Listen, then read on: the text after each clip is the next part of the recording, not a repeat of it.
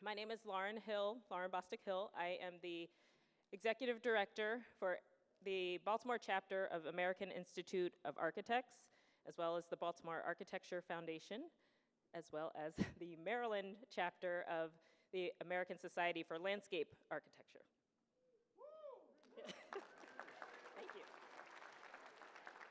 So each of these organizations recognizes the significance of Inner Harbor, and as a professional organization, AIA Baltimore, that is engaged in the built environment, AIA Baltimore felt it was important to have a public forum discussion on this area that has had significant impact in our city and in our region.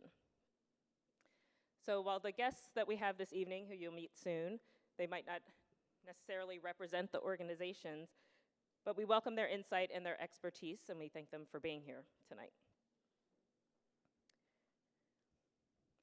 So I'd like to thank everyone who was involved in making this event come to fruition.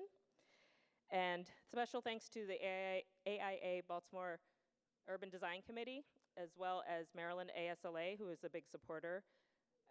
In addition, we'd like to thank all of the individual supporters who contributed to this event. And now we will have a word. Yes, thank you. And now we'll have a word from Chip Place, who's on the Urban Design Committee.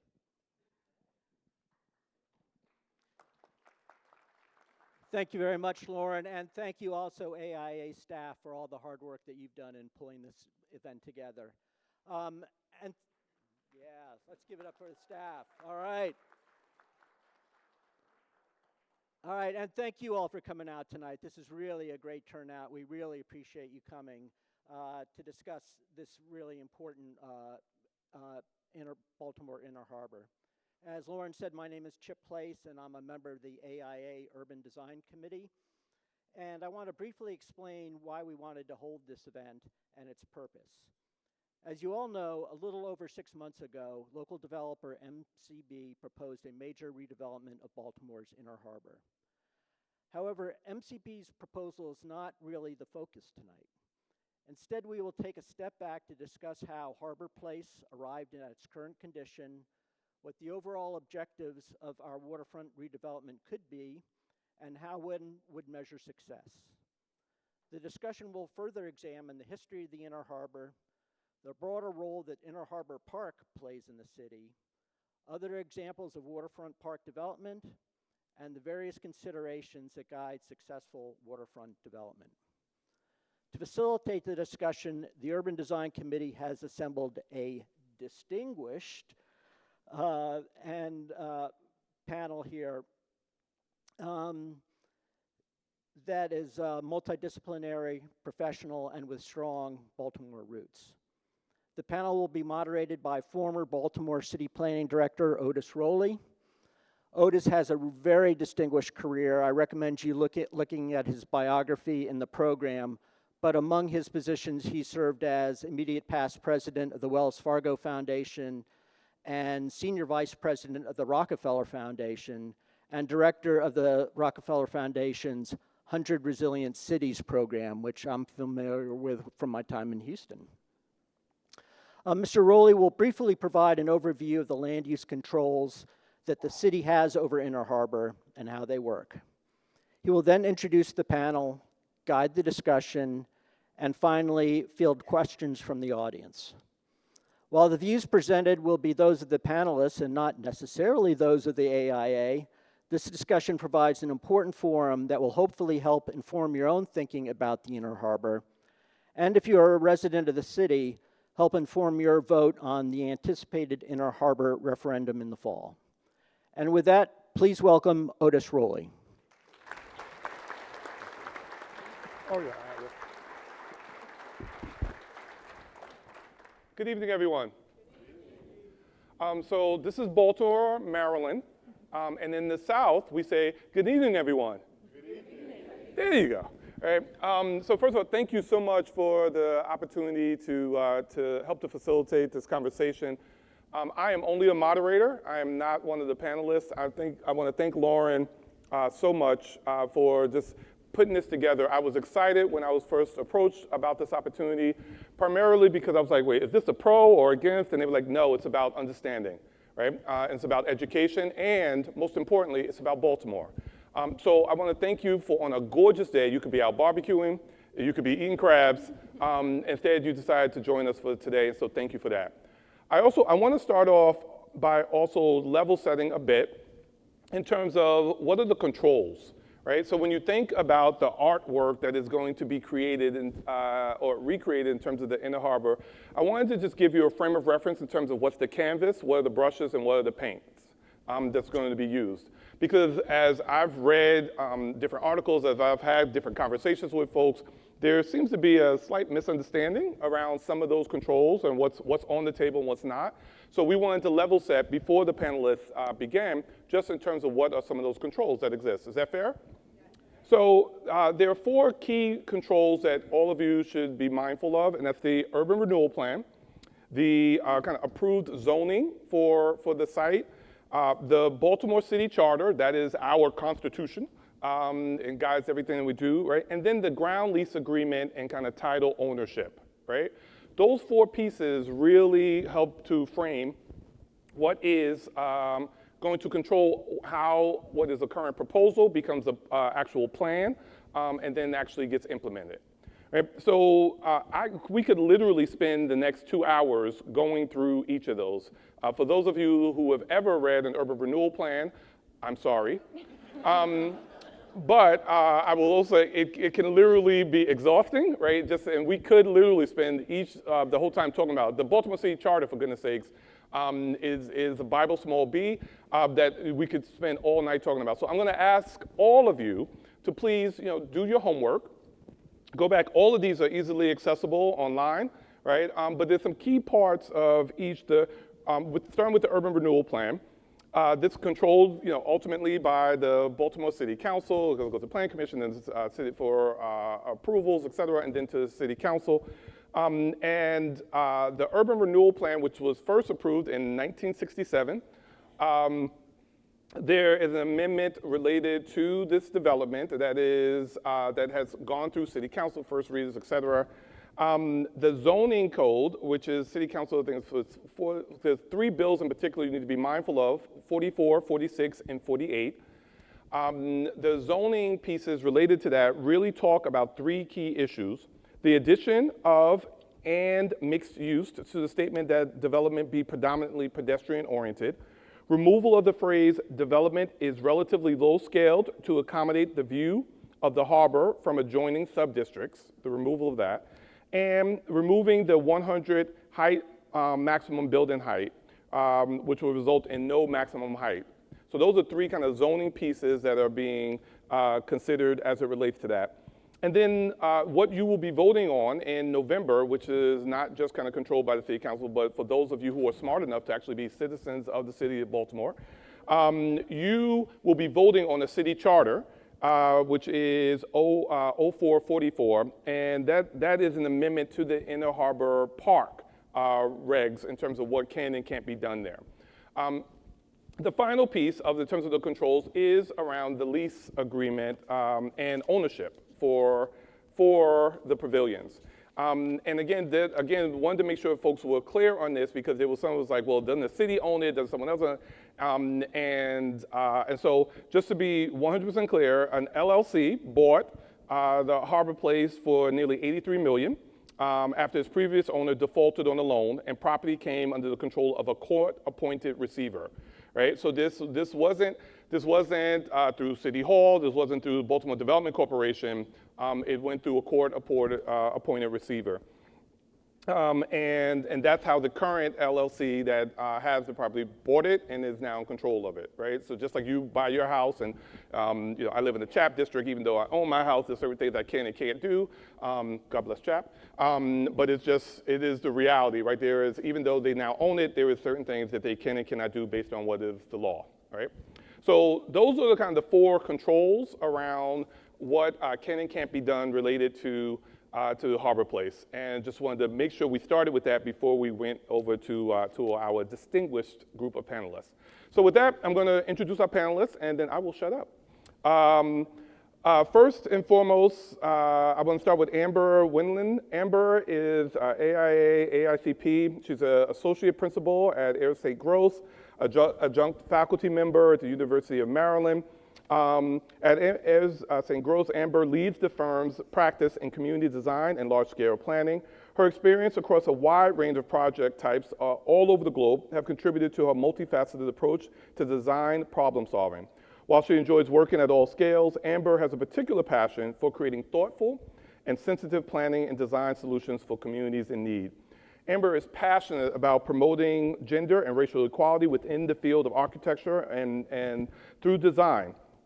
Amber also serves on the board of the Neighborhood Design Center, the board of the Baltimore Tree Trust, is a mentor with the Baltimore Design School, and is an active member of the GBC.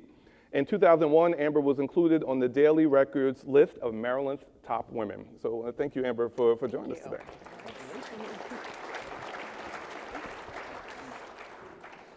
Next on our panel is Dr. Peter May. Dr. Peter May has more than 30 years of experience working in applied restoration projects for multiple state and federal governments, NGOs, and private land and academic sectors. He has a comprehensive background in coastal urban ecosystems, integrating the built environment using ecologically engineered and natural systems restoration approaches. He has applied his skills to numerous waterfront projects throughout Maryland, in Baltimore, D.C. He's also been in New York City, Philadelphia, Houston, Portland, and the San Francisco Bay. He currently is working internationally with efforts in cities in Brazil. These projects have involved application of novel eco-technologies as well as tidal wetland restoration, planning, design, and implementation, as well as monitoring. He sails regularly with his family to Baltimore in the harbor, starting in the 70s to the World Trade Center at Anchorage, and has kept his own sailboat throughout at Living Classrooms. And he has, his work on Baltimore Harbor includes the Pratt Street redesign, World Trade Center and aquarium, floating wetlands, aquarium biohuts, and the AgroTurf scrubbers at Living Classroom. He loves Baltimore. Dr. Peter May. We also are lucky to have Erwin Andrews. He is the vice president and senior principal at Goros Slade, a traffic engineering and transportation planning firm that supports the regional real estate development community. Erwin leads the firm's Washington, D.C. office and has over 30 years of experience working on a wide range of traffic and transportation projects, serving private sector, public sector, institutional, and federal agencies. He has done work at the Yard, City Center DC, Walter Reed Army Medical Center, Union Market, just a ton of stuff all throughout DC, and has testified as an expert witness before public zoning boards and commissions in DC, Maryland, New York, New Jersey, Pennsylvania, and Connecticut. He has taught in the master's program in real estate at Georgetown as well as the University of Maryland, and has been involved in mentoring undergrads at George Mason University School of Business. We are lucky to have him here join us today. Thank you. Thank you. We also are pleased to have Dr. Stephen Walters. Stephen Walters is an economist and author of Boomtowns, Restoring the Urban American Dream.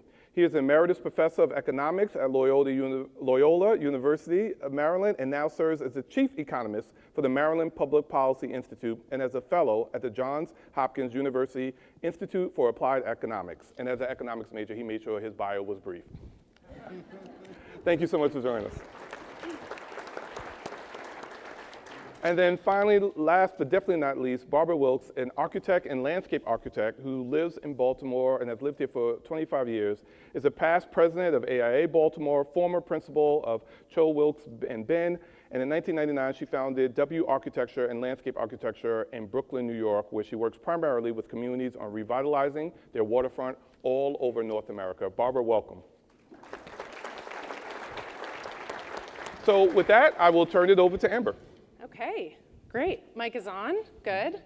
Hi everyone, Amber Winland. I am here tonight, happy to be in my hometown. I'm a resident of Baltimore. A lot of my work takes, and the work of Air St. Gross takes us all over the country and all over the world. So it's a pleasure to be talking about Baltimore City this evening with you all. And I feel very much like Steve Jobs, so Oh, thank you. This is what I needed. No one wants to look at this slide all night. So I am trained as both an architect and urban planner, and tonight I want to focus on the importance of context as we talk about the Inner Harbor. So as I think the youngest person on this panel, I intuitively am going to cover history, and I'm also going to talk a little bit about waterfronts and trends that we see nationally and globally as well, and what's happening around the country.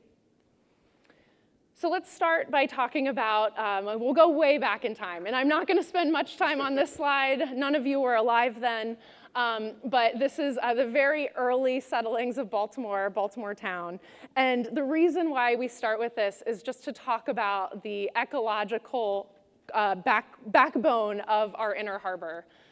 And that grew very rapidly over time. And by the middle part of the 1800s, you can see here, this is actually a painting of the Inner Harbor kind of coming in. You can see the lush green landscape that's around, the wonderful water, the sailboats. I saw this image and thought I was looking at Istanbul because you can see the domes. It almost looks like the Hagia Sophia.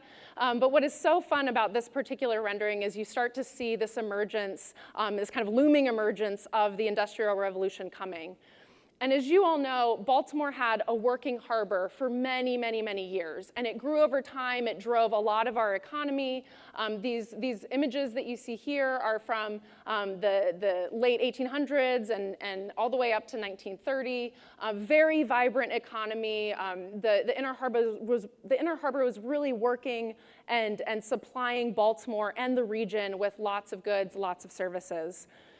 And simultaneously around this time is when there were many planners, designers, architects, city officials all across the world thinking about their cities, thinking about the impacts of history and time and evolution and growth combined with the Industrial Revolution, and also acknowledging the importance of open space, park space, and the environment for our cities. And so there's a few images here that show Daniel Burnham's plan for Chicago, which was transformative in setting up what we know as Chicago today. You see the World's Fair in 1900 in Paris, when the Eiffel Tower was initially unveiled and was a transformational experience for the city. And the lower image is showing Central Park, Olmsted's Central Park, that has kind of redefined, if you will, Manhattan in so many ways with such clear boundaries and articulation of open space in a very, very dense urban environment. And Baltimore was no exception. In 1904, we received and were wonderful enough to have the Olmsted Plan created for Baltimore City. And this was a very broad, almost regional plan. You can see the fabric of the city in the center of the image, and Droid Hill Park and Clifton Park, and the threads, the tendrils of the green space going north and east and south and west. And this was about how we could knit the city together through these parks and open spaces, this emerald necklace, if you will, for my planners and architects in the room, of Baltimore City. And this framework is still true today. You know, we go to many of these parks. The vestiges of this, and Baltimore's continued to really kind of build into this plan and strategy. But what you'll notice is that there's very little of that green space articulated around the Inner Harbor. And that's because at this time, it was such a working harbor. And industry is so prevalent, and this is true for many industrial towns across America, that harbors were really working. They weren't necessarily these beautiful oases of water that you saw in those early settlement images. They, in many cases, were dirty, like the Cuyahoga River in Cleveland, which caught on fire. They're working, there's lots of boats coming through. And in about the 1950s, the middle part of this previous century, industry started to shift. It started to move. There were bigger boats that needed deeper ports. And so ports kind of retreated a little bit from the core of the Inner Harbor. We had the great, tremendous construction of roads, which, again, provided other alternatives for how things move about. And it was at the same time that, as the industry was retreating, that our city said, okay, we really need to think about planning for downtown and the importance of understanding that context and how we got to where we are today, and what's that vision that we need to set for the future. And so in the 1950s, there was a downtown plan that was about 300 acres. It actually spurred Charles Center, as well as discussions around the Inner Harbor. And so these three scales of planning work together to support decisions that are being made, ideas that are being generated. And it's important context as we think about the Inner Harbor at that period of time. As part of that study around the Inner Harbor, there were a series of plans created. There were iterations, there were different designs. And you can see just a few of those here. There's some great ideas, there's lots of greenery in the third image. There's also some not great ideas, like connecting 95 to I-83 in the middle image, right through Federal Hill. And so these ideas are tested, they're experimented with. And one of the great things about this process for the Inner Harbor in the 50s, 60s, and 70s was defining what it meant to be that Inner Harbor promenade space. And so there's very clear delineation of that urban edge, similar to what we saw in that image of Central Park, where the Inner Harbor had these core civic anchors of museums, of the Harbor Place pavilions. It stepped down in density, and it was really enveloped with a park system and a promenade. And so in the late 70s and early 80s, we started to see construction that aligned with that vision. So the aquarium, the science center, it's a pretty offensive image. To its credit, it wasn't completed, but not all architecture is good architecture. And then the Harbor Place pavilions, which really started to activate and bring retail and life to the epicenter of the Inner Harbor. And all of that framework, all of that context is what's led us to today and what we experience as we move through the Inner Harbor today. What does that mean? Well, right now, we talked about the history of planning, but it's 70 years since the 1950s. So it's really important that we think about that context.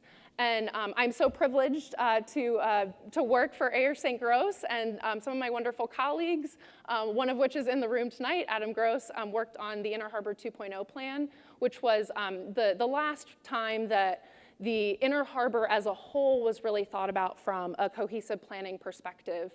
And it was all about connections. It was about enmeshing this green infrastructure and trying to bring that back and weave it into that Inner Harbor experience. It was also about bringing pedestrians closer to the water, and so knitting back McKeldin Plaza into the entire promenade experience. And this is something that, again, about a decade ago when we completed this plan, a lot of these ideas were also being expressed by other cities. And so this is a couple images of Brooklyn Bridge Park in New York, which has been completed over the past 20 years or so. It's 85 acres, it's quite large, and the entire kind of park system costs $355 million to implement. So a large amount of money, but I think it's a good benchmark to have as we talk about the future of our Inner Harbor. And also in New York, there's incredible new opportunities for really pushing the envelope on design. This park, Little Island, 2.4 acres, $260 million.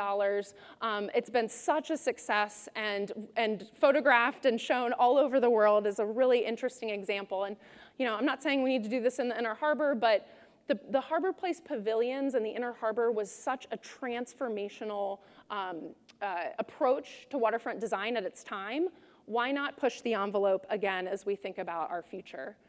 There's other great examples like Vancouver, where there's beautiful, contiguous open space and very tall towers that are set back and allow that pedestrian public realm experience to occur along the water while providing amenities and density right there. I'm currently doing some work with some of my colleagues at Ayer St. Gross in Charleston, South Carolina. We're working on a plan for the entire peninsula. And sea level rise is so real. I know that some of my colleagues here will talk a little bit more about that, but Charleston is taking the approach of actually de-densifying their waterfront and really promoting ecological approaches to how we intervene so that we can help buffer from some of the things that they're currently experiencing. And then as we look internationally, there's wonderful cities like Paris, where there's beautiful tree-lined park space along the Seine, along the river, along the water, that serves as great recreational opportunities. It also serves as a civic epicenter for the city. And this is a rendering that's showing the Olympics this summer and just the number of people that can gather and be present along the Seine as part of that experience. So what now? I'll end with just one slide talking a little bit about where we are as a city. I think it's critically important to understand that Baltimore has experienced a lot of change over the past 20 years, the past 10 years, and even the past 5 years. As you all know, there's been a reduction of office space in our central business district. There's more residential. We have Harbor East and Harbor Point that's pulling energy to the east. We have a new owner, exciting new owner of the Orioles, some renovations to the stadiums and an entertainment district starting to happen that's to the west. And we have CFG Arena, we have the convention center, we have these other anchors that are occurring. But thinking about a cohesive strategy for downtown, and I know that the planning department is working on this, but we really got to be forward thinking in how we plan for our cities in order to inform future development. So with that, I'm going to turn it over to Erwin.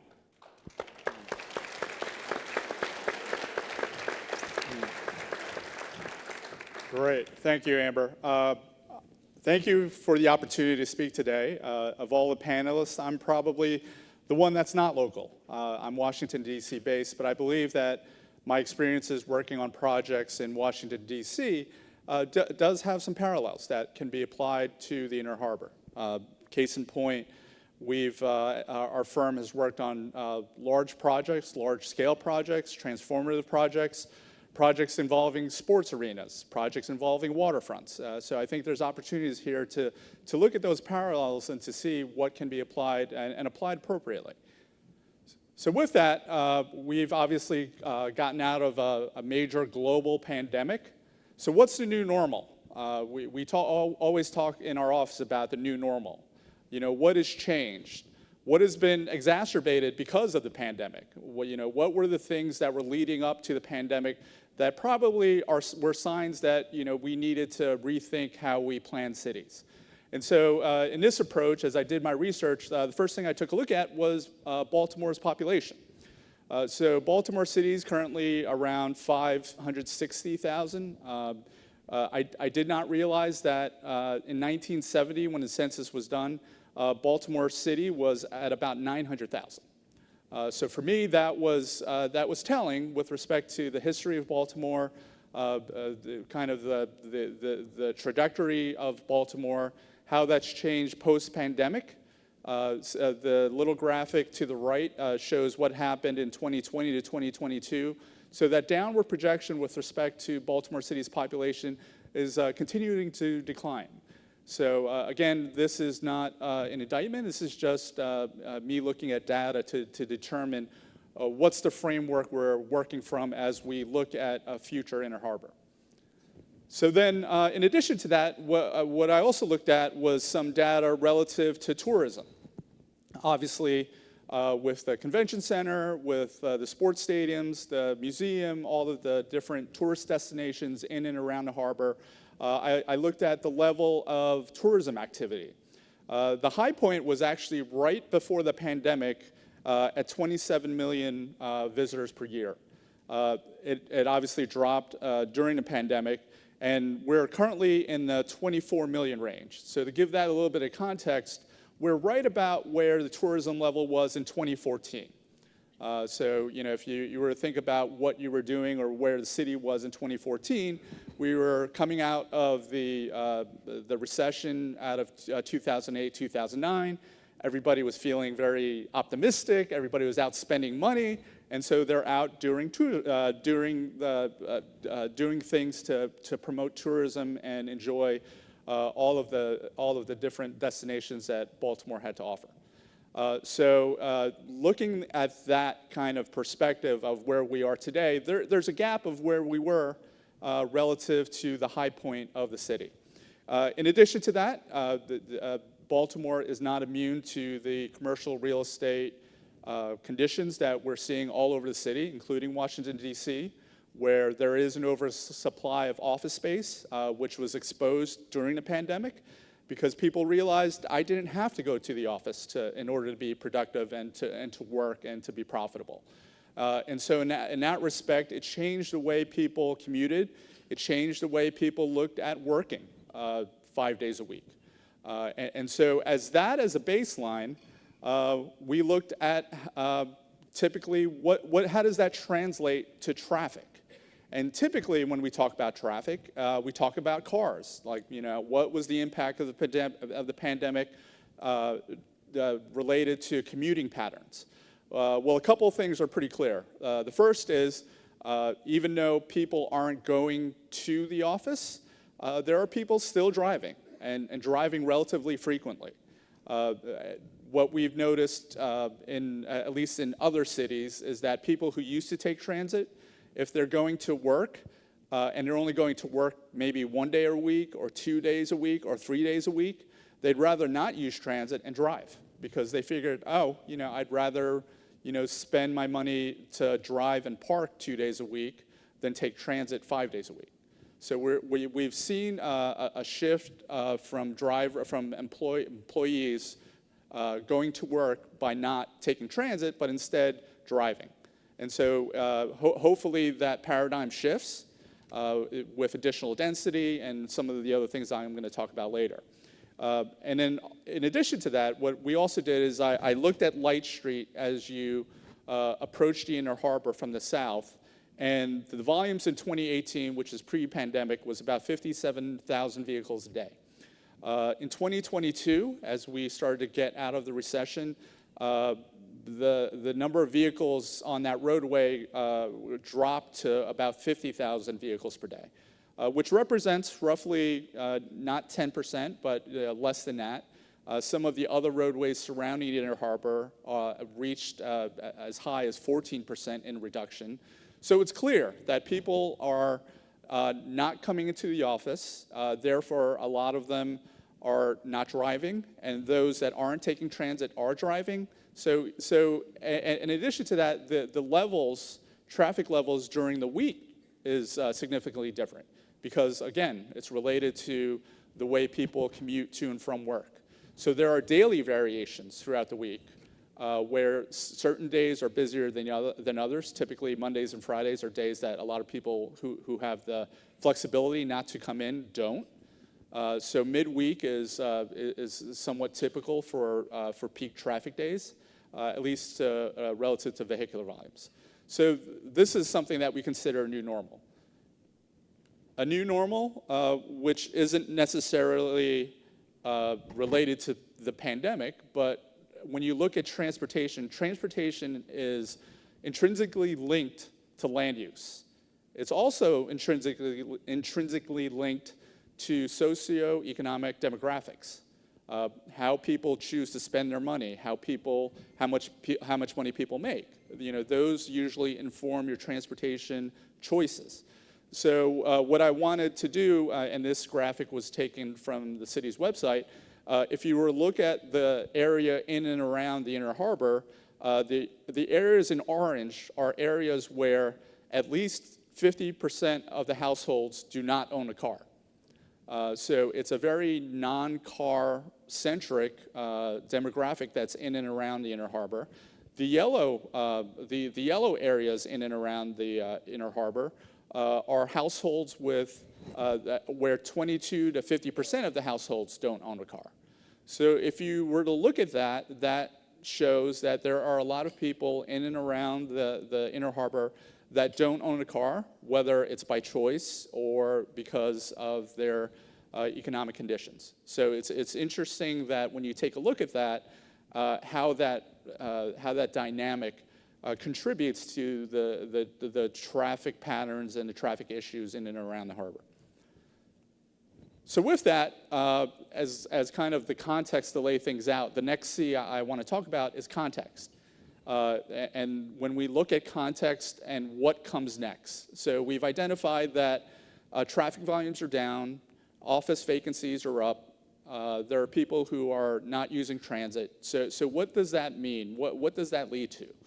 Well, the city's been very proactive leading up to the pandemic and during the pandemic, where they've identified the need for a couple things. The first is the focus on complete streets. They have a complete streets handbook that says, you know, when possible, we want to incorporate not only streets that can accommodate car traffic, but streets that can accommodate car traffic, bicycle traffic, great pedestrian experiences, great streets that connect to transit. So that is the meaning of complete streets. And again, this is a framework as we look towards the future of the Inner Harbor. In addition to that, the concept of relaunching the Red Line is something that has been brought up. So again, looking at transit as an opportunity to help support more development downtown. And then also the Charm City Circulator, where there are plans to improve some of the connections. In addition to that, as I mentioned, bike infrastructure is something that's becoming more and more popular in the city, as well as looking at different ways to recreate public spaces. Again, this is coming out of the pandemic where streets became cafes, consistent with what's happened in Europe for decades. And so the opportunity to enliven and program public space is something that helps to enliven the public realm. So then when we look at concepts, which is kind of the next C that I want to talk about, it's context, concepts, and considerations. When we talk about concepts, things that as a transportation planner, we believe are important. First is additional development density. When we look at adding more density into downtowns or neighborhoods that need revitalization, typically it's density where you are providing a mix of uses. And there's a lot of benefits that come from the mix of uses, one of which is traffic. Typically, when you have a condition where people potentially live where they work, or live where the retail is, or live where the entertainment is, then they tend to not drive. You know, there's opportunities for more walking, there's opportunities for more bicycling. So opportunities to provide mix of uses actually helps alleviate some of the traffic issues that neighborhoods go through. In addition to that, because you have a mix of uses, hopefully you don't have to build additional parking. There's opportunities to share parking that's built for the different uses. And an important kind of aspect, especially when we're talking about relaunching the Red Line, when you create a mix of uses, you create destinations for transit users, and then you create a new pool of transit users that hopefully will help incentivize the relaunch to take place. I talked about complete streets. I was served on a panel last week for the Urban Land Institute. One of the big questions I asked some of the community members is, when you think about a great street, a street that you remember, what do you typically think of? The last thing they actually think of is how fast you can drive on that street. And so it's important that when we think of great streets, it's streets that are surrounded by retail, streets that have great streetscape, streets with wide sidewalks, streets with activation, streets that have short blocks. You know, in instances like that, when you have streets that are formed that way and built that way, you actually forget how far you're walking. So it's important that the streetscape helps create that feel so that you can incentivize people to not drive. In addition to that, when we look at designing streets for additional development, if you think about the width of streets, I think what gets lost is people don't understand that lanes of traffic are not necessarily the constricting factors when you look at traffic. When you look at traffic, you know, if you were to think about the 2 lanes on the BW Parkway, most of the BW Parkway north of the Capitol Beltway is only 2 lanes wide. So that can give you the sense that it's not necessarily the width of the lanes, it's how you process the lanes through the intersections. So typically, intersections are what creates friction in a traffic network, in a transportation network. You know what also creates friction? Curbside parking, bus loading. Things at the curb are what creates friction. And so it's not necessarily the number of lanes, it's what happens in and around the lanes that create delays. So it's important that when the city or any development proposals look at reducing the number of lanes, you know, I think the concept is an overall benefit, but it's important to make sure you accommodate things like the Ubers the lifts, the cab drivers, the Amazon deliveries. Those are the things that tend to complicate and create congestion. And as a transportation planner, especially as an urban transportation planner, one of the things that I go by is gridlock is bad. It's awful for cities. But congestion is actually good for cities because it means that there's activity. It means that, yes, it might take you a little bit longer, but there are ways to essentially address that concern. So I apologize for going a little bit longer, but some of the things that, as the plan gets developed for the Inner Harbor, things that I just wanted to highlight were sometimes when we look at introducing different modes like bike lanes and bus lanes and light rail lanes and parking lanes, I think what needs to be considered is how they interact and how they cross, because typically those are the areas that need the most attention. Not necessarily how wide the streets are, but how those separate modes interact with each other. And the last thing I wanted to leave you with are some other things that to consider as the plans get developed. Trash deliveries. Typically you don't want trucks backing in from a public street. Pickup and drop-off zones are highly are essential in order to minimize double parking and things of that nature that would disrupt travel lanes. Parking. Parking is a big issue, and parking is a contentious issue. Developers typically need it in order for their project to be successful, but sometimes they build too much of it. And I think it's critical that the number of parking spaces are examined to make sure that it meets the market demand, but it isn't so much that it incentivizes people to park. And then one last thing, given my experience working with the National Stadium as well as the DC United soccer field, game day operations, especially in neighborhoods where there's dense mixed-use development, is something that needs to be considered in planning the future of roadways. So with that, I'd like to turn it over to Steve Walters. Thank you. Thank you.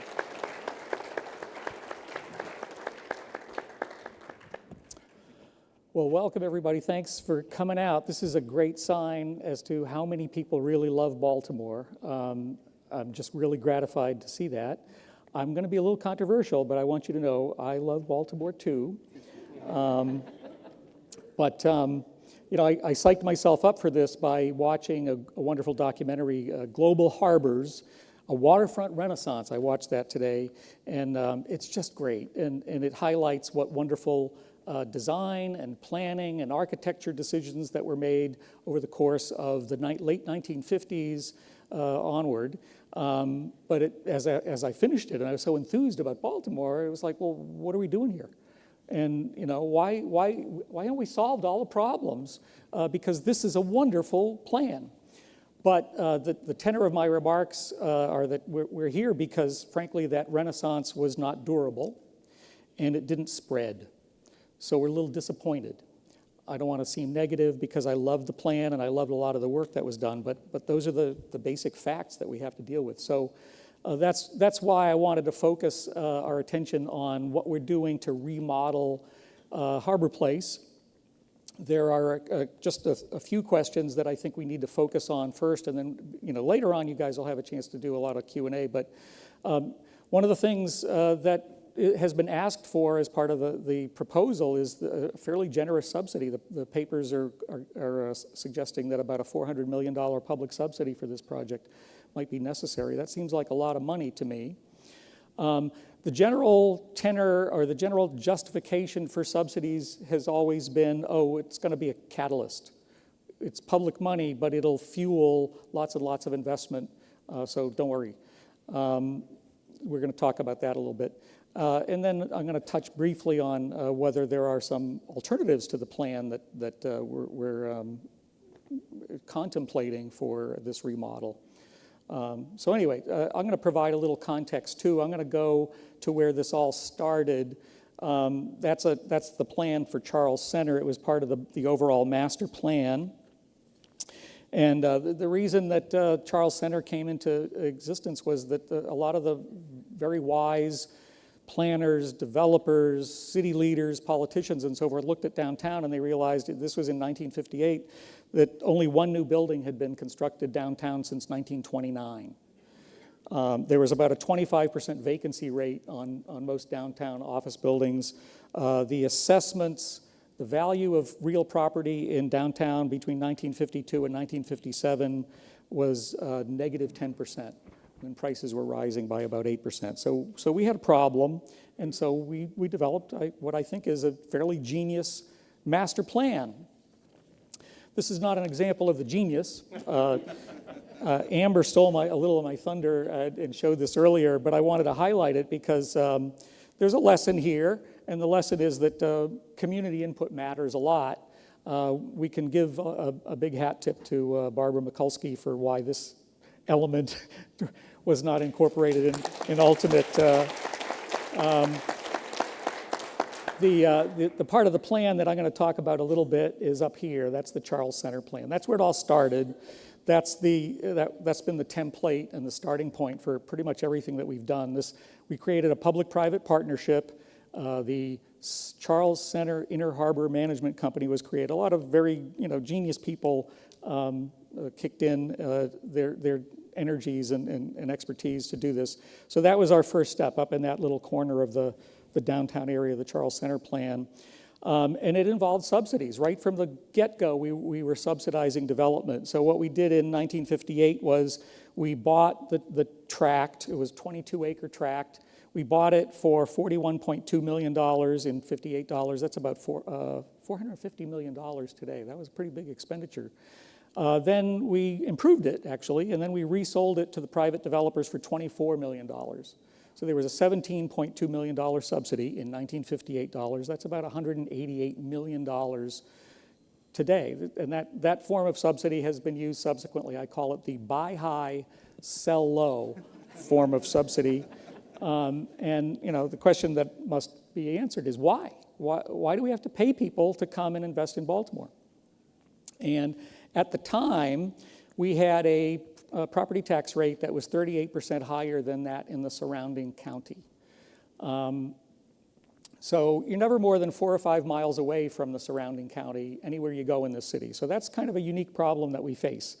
And at the time, in the 50s, suburban flight was kind of, everybody thought, well, everybody wants to get in their cars and drive, so the suburbs are where it's at and so forth. So being at a cost disadvantage if you invested in the city was, really trying to go against the tide here. So we had this 38% property tax disadvantage, so we did the buy high, sell low subsidy form. The tax arithmetic here, I apologize for boring you with tax arithmetic. I'm an economist, I'm boring. But the 38% tax hit that you took if you invested in the city versus the surrounding suburbs amounted to, again, in 1958 dollars, a $780,000 extra cost of investing in the city relative to the suburbs. In today's money, that's $8.5 million. So that's why we threw the $17.2 million subsidy at it. We had to. The people who ask for subsidies today and say, without that subsidy, our project is not viable, they're not lying. They're telling the truth. We are at a cost disadvantage vis-a-vis our competition, which is our surrounding suburbs, to say nothing of other metro areas. And we've got to solve that with TIFs, tax increment financing, pilots, payments in lieu of taxes, buy high, sell low, urban development action grants, federal money, and so forth. We've done it all, and this is why. Actually, in 1958, we only had a 38% cost disadvantage. Now it's up to 104% relative to the suburbs. That's a pretty big tax on new investment relative to the suburbs. So pretty much everything we've done since Charles Center has involved these kinds of subsidies. And again, they're necessary, and I guess my argument has been in print and in speeches in other contexts for a long time. The problem is that it's obviously not effective. I mean, we're talking about, and Andres talked about the population declines and so forth. People keep leaving, and we have deep problems, with with the durability of our Renaissance and with the extent to which it has spread widely. So that's something we got to do something about. The catalytic effects of all these subsidies and new developments and so forth are also kind of disappointing. That's on the right, there's the former Morris Mechanic Theater, which now sits as a hole in the ground. The Howard Street corridor, got light rail investment, got this Charles Center right next to it, and I don't know of anybody that thinks that Howard Street can be held up as a model of urban vitality and so forth. So when we hear the promises that this new development will be the catalyst that solves everything, we should be a little bit suspicious about that. Why should we be suspicious? Because it's domino theory, but we're not removing the impediments to investment outside the bounds of the project. So Charles Center was 22 acres, and it got a generous subsidy. And the subsidy was just enough. If you do the arithmetic, it was just enough to offset the higher tax that the city imposed relative to the county. But we didn't remove that investment repellent on the surrounding area. So the surrounding area never got the kind of investment that we were hoping for. So the promises were typically not realized when we talk about these kinds of efforts to remodel downtown. So I would say, what's plan A for revitalizing the harbor? Well, plan A should be, remove the investment repellent. That's a necessary condition for subsidy-free organic development. If you don't do that, though, what else can you do? Well, you can try to do some things that will improve the amenity value of the surrounding area. Barbara's going to talk about some of those wonderful things that can be done. There's a lot of economic evidence on this. An author, researcher named Crompton has done summarized done meta studies of the various evidence on the effect of parks on urban development, and found that if you put a passive park someplace, then if the immediately contiguous properties rise in value by about 20%. Now, the value reflects higher amenity value. It's a reflection of the fact that people like that and they want to be next to it. A little further away, the rise in value can be from 2 to 10%, but the evidence is very strong that parks work to increase the value of property. Final point here is we have to be aware that, maybe we're not in the new normal yet. We don't know what the new normal is going to be yet. And when we talk about, replenishing or reinvesting and so forth, we have to be kind of humble about the fact that the formula, the recipe for growth is yet unknown. We don't know what's the optimum mix of office space, residential space, commercial, retail, entertainment, and so forth. We do know that parks work. We do know that people like that. We don't know in what measure, however, all of the other elements of the recipe really are likely to have a favorable effect. We're kind of feeling for the light switch in the dark. And I go back to that slide that Amber showed and I showed. At that time, we thought that those freeways crisscrossing the harbor were a really bang-up idea. I'm dubious. So that's my rant. I want to summarize these suggestions with one question for you guys to contemplate before the Q&A. When I watched the Global Harbors Waterfront Renaissance thing, there were a lot of quotes from the planners and so forth. I think they had a really good idea. They said our goal is to have a critical mass of attractions. And everything we do from here on out should be phrased, I think, relative to that. Is what we're doing moving us closer to critical mass or further away from critical mass? Are we knitting the attractions that we have together, or are we maybe cannibalizing some of the existing attractions with a new attraction? If we don't do plan A, which would be to remove the investment repellent, then plan B, the remodeling has to be done with an idea towards improving the value and reaching that critical mass of attractions. I think I'm done. Did I go too much over time? Thank you. And on to Peter May.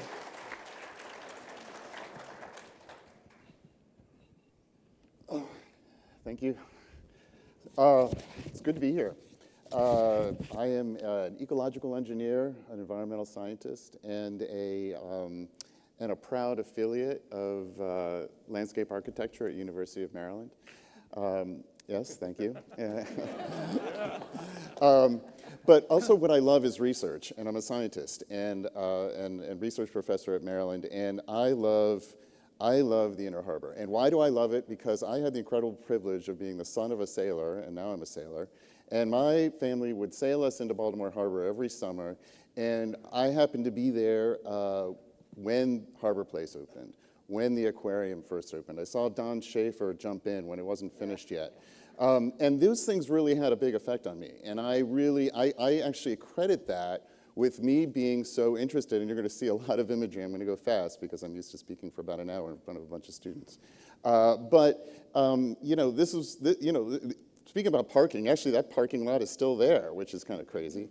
I should have parked in it. It would have been cheaper than this building. But here's the top of the world. It used to be all you had was the Science Center, which, please, I love brutalist architecture is going to come back. Okay, I love it.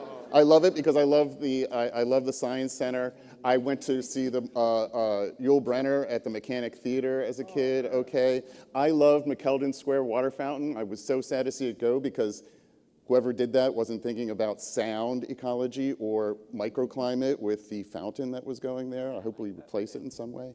But what I'm going to do is go fairly quickly to kind of keep this as tight as I can to 10 minutes. But this is what generally the shoreline looked like in Baltimore before it became colonized, and it had all these wonderful things. But we don't have that anymore. We have this very hardscape, and that's fine because we have all these wonderful things in the Inner Harbor that are a part of that, and that do bring people in, and that hopefully, ideally, more people will come and live down here.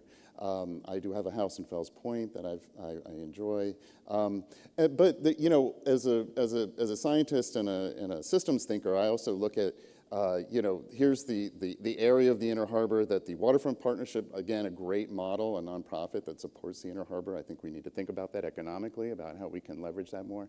But you've got 135,000 acres of the Jones Falls watershed dumping into the Inner Harbor, right? And so that's a big driver. And so what was so great about it is some of my old friends and colleagues here who are ecological engineers by heart, not by training, and they came up with this great Jones Falls early prototype water wheel to intercept all that garbage. And I think that's wonderful. And then this came about. Whenever folks come to visit me from out of town or other countries, I take them by this, and they're like, this is wonderful. This is really interesting. I mean, there are these great eco-technologies that have evolved out of Baltimore.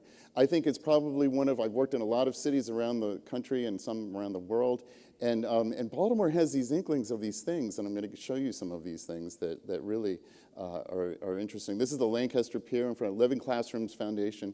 The property there was a testing ground, a research testing ground during my time with my old friends and colleagues at Biohabitats where I worked. And this is a pumped discharge. I mean, basically all the Inner Harbor is less than 2 meters above sea level. And so water gets into the pipes, stormwater gets in, and then it has to be pumped out. And so what happens with that, you get a lot of, we have these periodic fish kills, not as many as we used to, but they come and they go. And out of that, actually, the Waterfront Partnership said, we got to do something. We need to do something, the Healthy Harbor Initiative. And so I was very happy and proud to be a part of that initiative with Biohabitats. And my many decades ago, experience with floating wetlands kind of brought that into that. And so, what we want to do is leverage this exposure of, millions of people, maybe not as many as used to, hopefully more in the future, but that do come down and maybe ideally live down here to build civic awareness and have you be more proud of it as I was as a child with these wonderful things that seem like, it was like for adults, but it's also for kids. Like, this is great. It was a wonderland. So, this is this wonderful shot. This is the anchorage where we would anchor at. It's an actual physical anchor. You can bring your boat down and anchor there and stay overnight. And that's the blast radius in front of the World Trade Center. Nothing can go in there. So, what do you do with that? And again, my old landscape architecture design friend, Nicole Stern, put together a really nice image that sold this whole project to Waterfront Partnership to put floating wetlands in front of the Trade Center to soften that edge and create some interest around it. And so what did we do? We came up with a plan to do that, an experimental, I'm a scientist, this was, 58 different individual units. That's a high number, a high research number. So I was very happy about that, to do some minor research on that. It was consulting.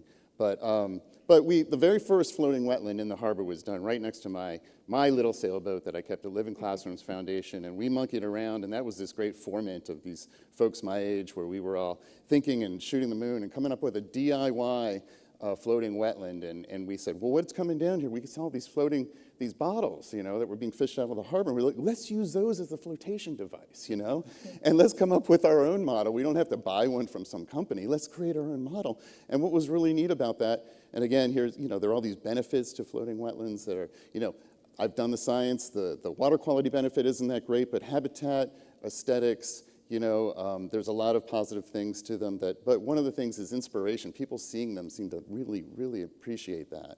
And but one of the genius things I thought we did was we got students from Living Classroom Foundation to come in and build these things and put them out there. These experiments. We got the Baltimore Kayak Club to come and move them and tow them into place. We got people involved in these things, and put them in place. And obviously flowering wetland plants that can tolerate it, and we had this nice array out there, and so we built that. It got even bigger, and it was really wonderful, and it brought people down there. And one of the coolest things I ever saw was while standing out there, and I would hang out sometimes around the interpretive sign and just see what people had to say about it. And these these three kids came skateboarding up and went looking out at it, and they were like maybe my age when I was first down there, 10, 11 years old, And the one kid goes, I made those. And the other two kids go, cool.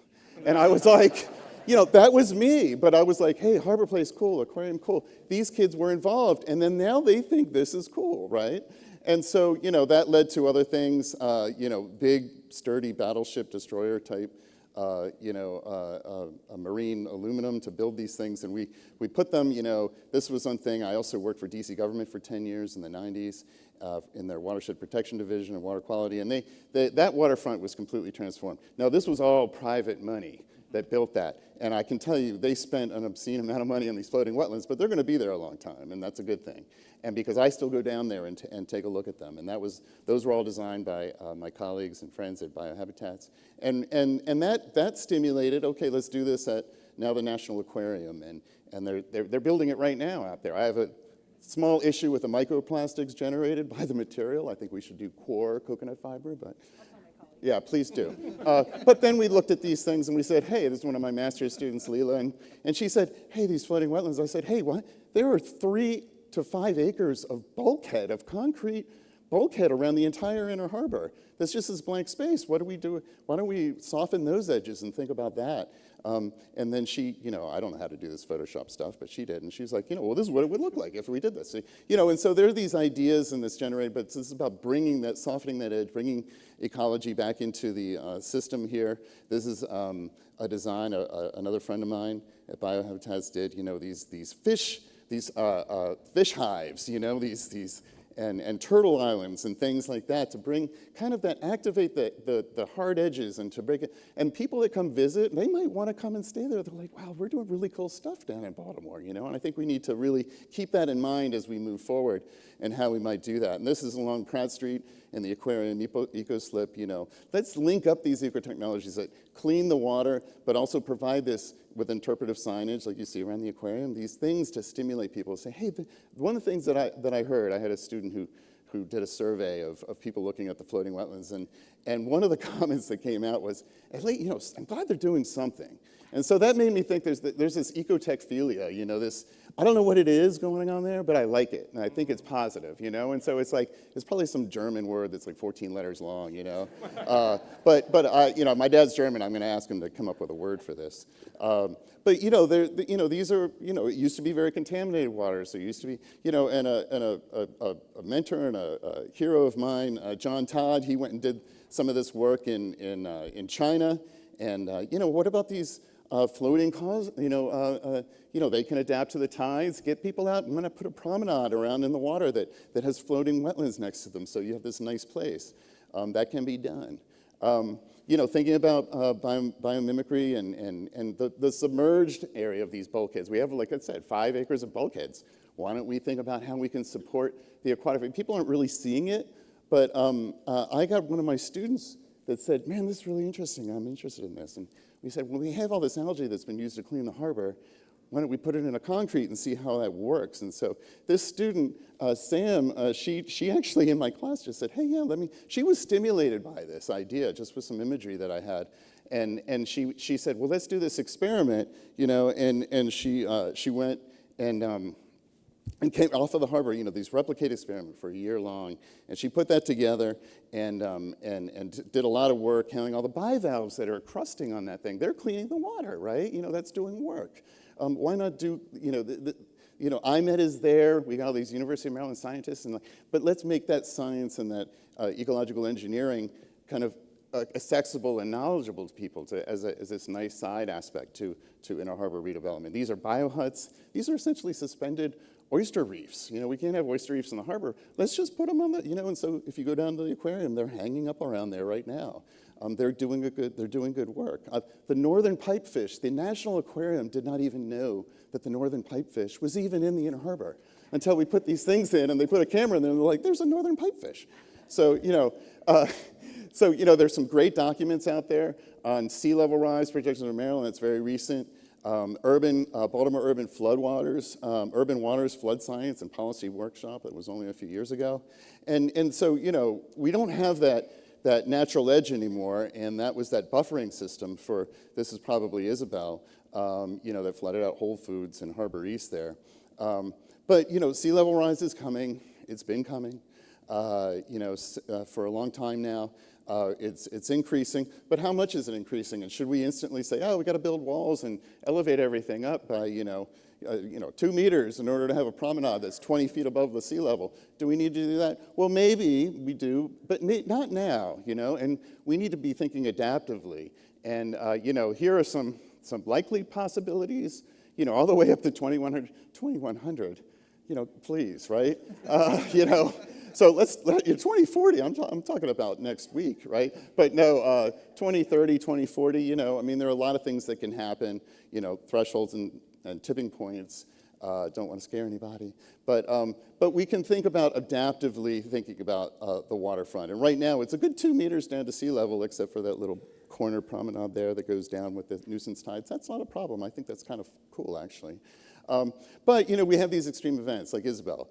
And this is at the corner of Lancaster and South Carolina Street in Fells Point, right at the end there of the canal. And that's at, WRA they're building. And they put a plaque. Here's where Isabel, that water level, I'm 6 foot tall. That was up to my ears, So that's saying something. So we do have to think about that, okay, and with our planning. Okay, everything should have, let's sacrifice everybody's EV car on the first floor of every building, right?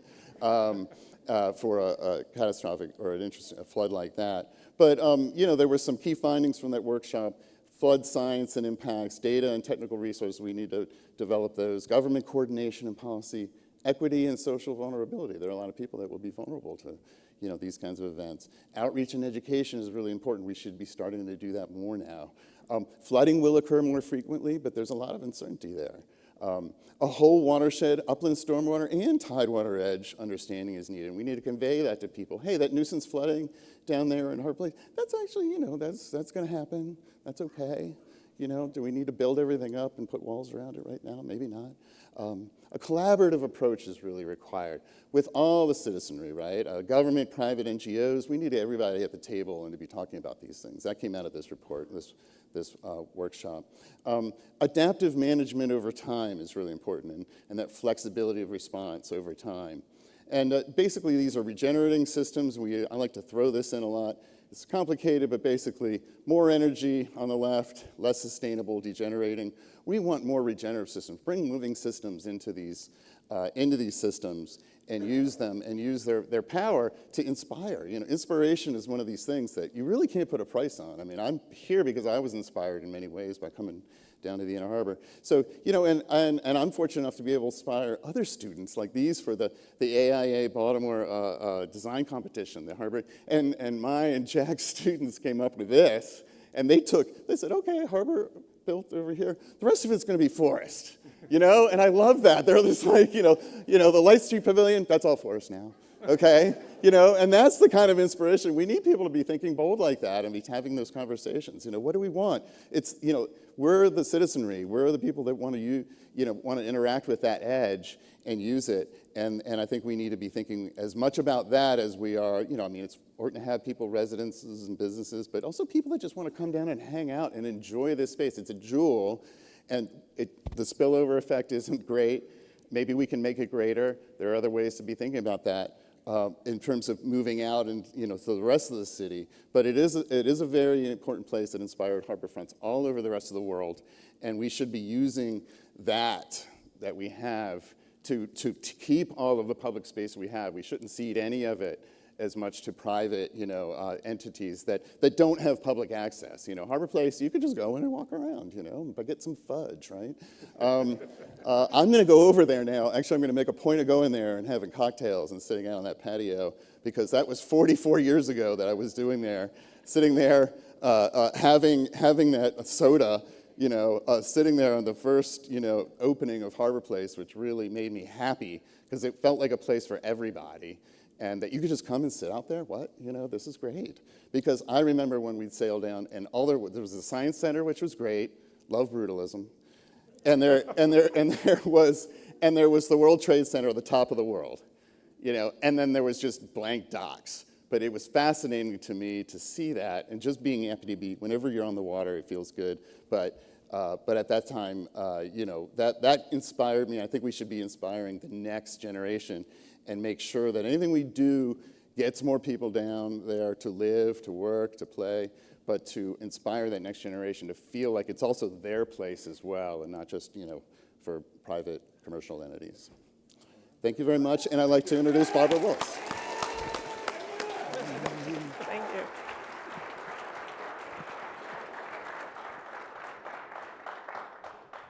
Thanks, Peter. Hello, everyone. I'm so glad to see such a big crowd. I'm honored to be here, and thank the AIA and others for sponsoring this program because it's so important. I'm to provide the landscape view, and I have titled this talk The Civic Commons because I want to talk about the role of landscape in the city and how important this thin liner around the Inner Harbor is, as you've been hearing from so many other of the panelists. As a landscape architect who often helps communities revitalize their waterfronts, it's sometimes useful to look back at history, which again we've been hearing about, and then forward to your aspirations as the community. So I'm going to also give you, I'll go quick because you've seen some of this already. The original place of exchange, you know, it was where the Chesapeake Bay comes upstream to meet the foothills of the Piedmont. You know, it's the heart of the city. Industry and commerce grew here until transportation networks like the interstate highways changed cities across the country forever.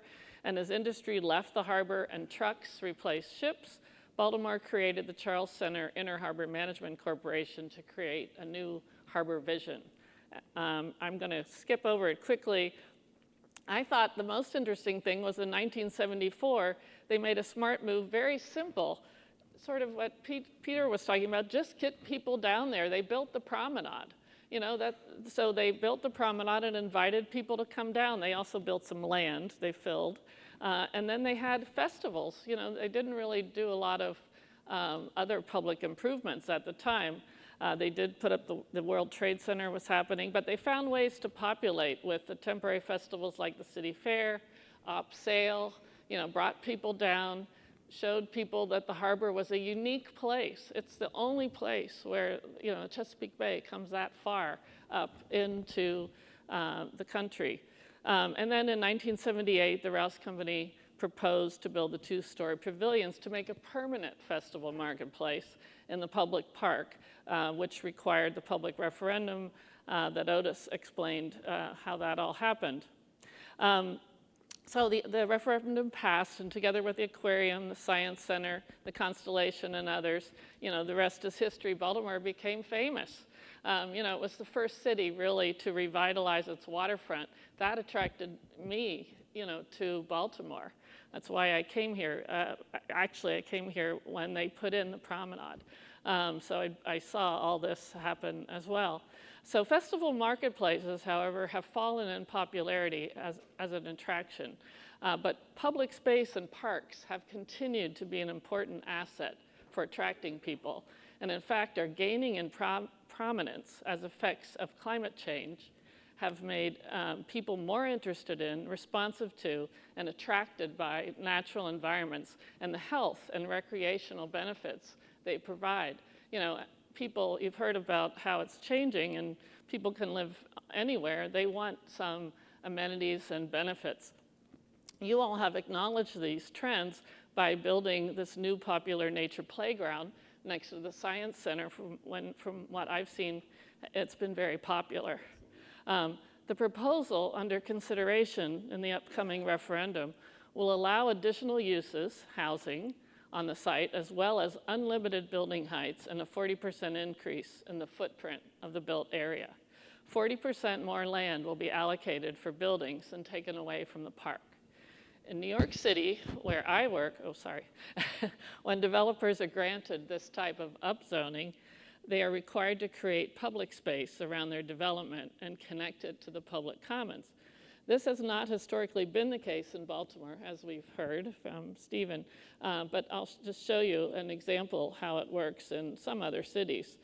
So this is a development site, and it used to be a warehouse, single story, the same story of industry leaving the harbor. So in exchange for the right to increase the density, which the city gave them, the developer was required to create the public open space surrounding the development, including all those piers. So, new piers, ferry stops, waterfront edges, park space, open community places. This was a former street, pedestrianization, as we were hearing from the traffic people, is really important. New plazas and piers, great places to hang out, and then more intimate, heavily planted areas which people enjoy also throughout the seasons. So all that, was provided as part of being able to build the development. In this case, as we've heard, there's $400 million of public subsidy, and I guess I thought if we're talking about $400 million, maybe we should think a little bit about the best way to spend it. What would really attract you? What would be that critical mass that these other people have talked about? What would bring people down as kids? What would attract your grandchildren? What would be future grandchildren? So what can we do? How can we catalyze? I don't know how it works, Stephen, but how can we catalyze the renewal of the downtown while attracting more people to the harbor? How can it be such a special place that people want to get, close to it, even if there's, I guess, these costs that are. So I'm going to show you 4 examples of what people have done in other cities. And just as, so St. Petersburg, I don't know if any of you have ever been there, but they've had a pier as their main attraction, for 100 years. They do have to keep rebuilding it because piers that's what happens. They don't last forever. So this is the old one. It had a festival marketplace at the base. It had an aquarium in it, but nobody was going there. It was decrepit. It had a road going up to it, not pedestrian friendly. So they held a competition after they rejected one proposal as being too expensive. And this is what they ended up building. This opened in 2020. It's pedestrian friendly. It's much more green. It holds a carefully selected palette of uses that were formulated with the community in over a year of planning. These include a marketplace for startup local businesses, a wonderful playground for all ages, a splash play area and an enlarged beach, artwork by many local artists, including this one that hovers over a large lawn and gathering space, which, here it is in the daytime, but also at night it becomes a really defining feature for the park with a changing kind of light show. And restaurants, with rooftop views, but in the park-like setting, and a nature center. So St. Pete Pier opened in 2020, 26 acres. The whole thing cost $93 million, including the new pier, restaurants, nature center, local marketplace, et cetera. And it's won global awards, the next example is in Canada, in Calgary. Calgary really wanted to attract people to East Village, this area, residential area next to the downtown. And they had this island. It was already a park, but it was, a little, nobody wanted to go there. They thought it was scary. And so what could we do to turn that into a real attraction that would attract families and residents to this area? So again, understanding what people wanted. Again, the answer is different for every city. In this case, Canada, they're right at the foot of the Rocky Mountains. They're very interested in ecology. This is what they want to attract them. They wanted to be able to actually put their toes in the water, in the river, which is too fast. So new channels were built to allow kids to safely, enter the river. Right there you saw the downtown in the distance. New wetlands were put in, saving trees, having the forest. This is a forest idea coming into the park. And there's also open space for festivals when we made the new channels, piled up the soil, make a hill, have a place for festivals. It's become, everyone loves to go there. And surprisingly enough, nobody drives there. They all walk or ride their bikes, which was a huge surprise. So we had built a small parking area, but it wasn't used. So again, 20-acre park, 16 million in Canadian dollars. Again, the date, it's a little old, but it has been very successful in the 20-year plan they had for East Village is practically built out already. Millennium Park. I'm just trying to show you different scales also, so you just sort of get a feel. Millennium Park in Chicago.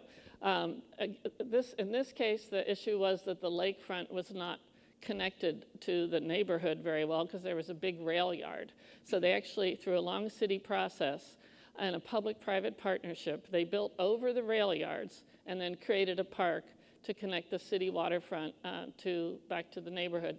So it's like a big green roof, the whole thing, very expensive. And it features, they really went for art, large-scale works like this crown fountain, which changes. It's really animated and it's fun, and you can also, play in the water, but just watching it is amazing. They also have this cloud gate, that silvery bean down in which again is just sort of an amazing interactive thing to see yourself in. They have ice skating in the winter, roller skating in the summer. They have a huge amphitheater and many beautiful gardens. This costs a little bit more than you're thinking of spending, but not much, $475 million. And $270 million of that was actually public dollars, 205 from private donors. So it's the public-private partnership. The last one I'm going to show is City Garden. This is a smaller one in St. Louis. It's part of a larger park. They're sort of their mall, their gateway mall, coming back from the arch. It's that 2 city blocks that you see in the foreground of this slide. This also was, so it's called City Gardens, but it has 27 sculptures in it.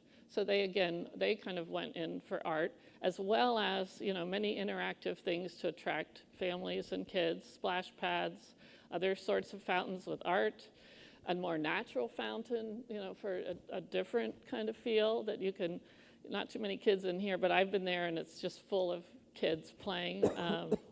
and then restaurants and cafes for the older folks, and beautiful environment. And again, it was very successful. $30 million, it's only 2.9 acres, but it attracted diverse users, catalyzed nearby development, and changed perceptions of downtown. So here's the comparisons. I think the point here is it's really important to think about what might happen in this space, how you can get to a waterfront that is successful, like is happening in many other cities today. And you might notice that also none of these sites are development sites. They're all parks to catalyze development. Again, this idea that that's the walking distance. Quarter mile is the orange, half a mile is the yellow, so it's not that far. I don't know how far your spin-off price things go, but anyway, Baltimore's done a great job connecting the outer neighborhoods with each other and the downtown with the water promenade system. But with the pandemic, the downtown, like others in the country, is in need of further support. This special place, this little sliver of land on the harbor, is at the heart of Baltimore. It's a huge opportunity, only once every 50 years, to be intentional, have a planning process, decide if it's a development site or if it's a park to catalyze development, and thank the developer for bringing all these issues to the table, because he certainly has. So thank you very much.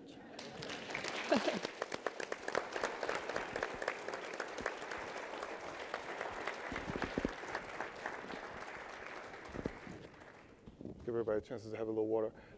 So first of all, I want to just thank our panelists. Thank you so much for just bringing out different parts of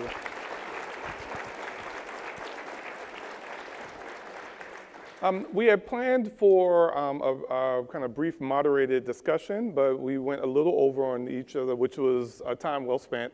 And so we're actually going to go right into Q&A.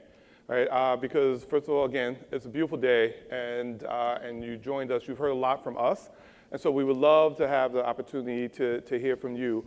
I want each of you brought just different aspects of why this Harbor Place is just so important. Just didn't like hearing that you were the youngest on the panel, but that used to be fun to be the youngest on the panel.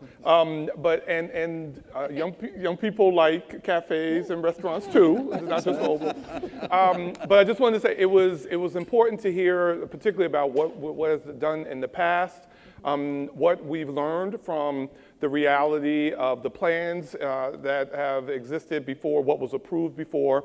I think it was so important to really just highlight how often, particularly as a former planning director, we would hear people say, well, the developers don't need that subsidy, right? And just to put facts out there in terms of why subsidies exist and why sometimes that happens, particularly given how much as a Baltimore City taxpayer, I know that I pay substantially more than everybody else in the state. And so that's important to bring some of that out. I think it was also important to bring up just the realities of the past, not just the highway that did not get built, right? But a lot of things that did get built that maybe we could have and should have done differently. Even as a former planning director, I look at Harborview, and there could have been just 2 towers, but instead we were like, no, it can't be another tower, and so you end up walling off. As someone who lives right there, it would have been nice if that hadn't been walled off. The Ritz as well, they wanted to build a tower. And as a city, we said, no, tower would be awful, right? And instead we got more wall, right?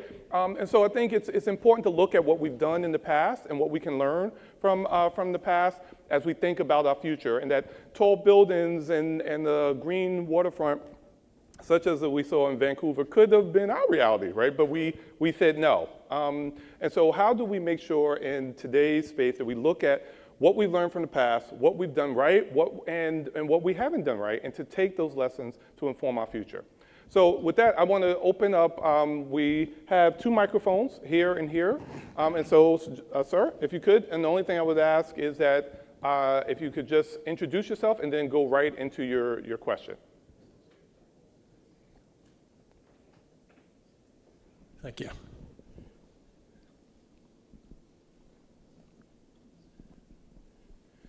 I was waiting for this day, 50 years for this day. My first job out of the Marine Corps from Vietnam was with a Rouse company. And my first project was Faneuil Hall Marketplace in Boston. And we opened that up. Everybody said, God, what a great place. And I was born and raised in Baltimore. And so I moved to Baltimore. Didn't move to Inner Harbor yet. I moved to Inner Harbor my second move. But I just wanted to be here. And I grew up in Baltimore. My grandfather was in the nursery business. And my other grandfather was in the bakery business, Muley's Bakery down at Cross Street Market. So I worked in the markets on Saturday morning. And we would come into the harbor and we would get our nursery products from Southern Virginia would be loaded on a boat and brought into the Inner Harbor. So I had to be here for the opening, but I worked on it right up until the end. My office was on the 14th floor of the World Trade Center, next to Marty Mill Spa. Can't hear you. You can't hear me? Okay, now we can. There we go. You got a hearing aid? Put it on. Pardon?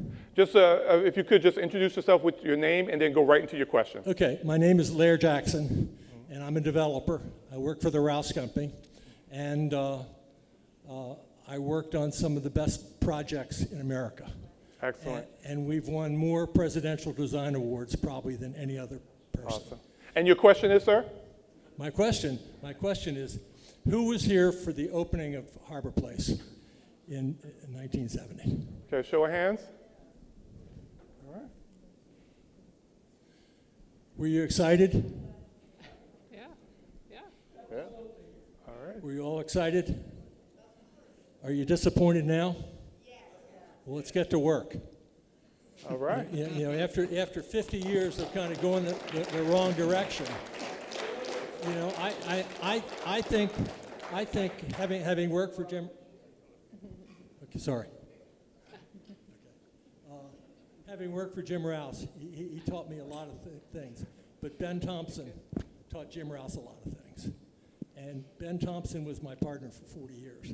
All right. He was probably one of the best architects in America.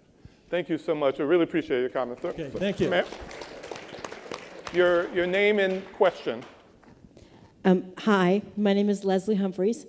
My question is, given what you've told us about the importance of open space, amenities, those kinds of benefits, how does that or should that impact what we're going to be asked to vote on coming up?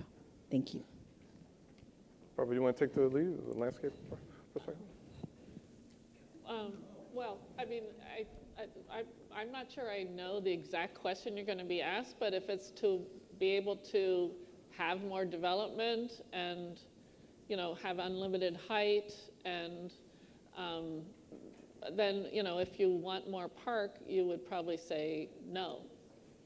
I mean,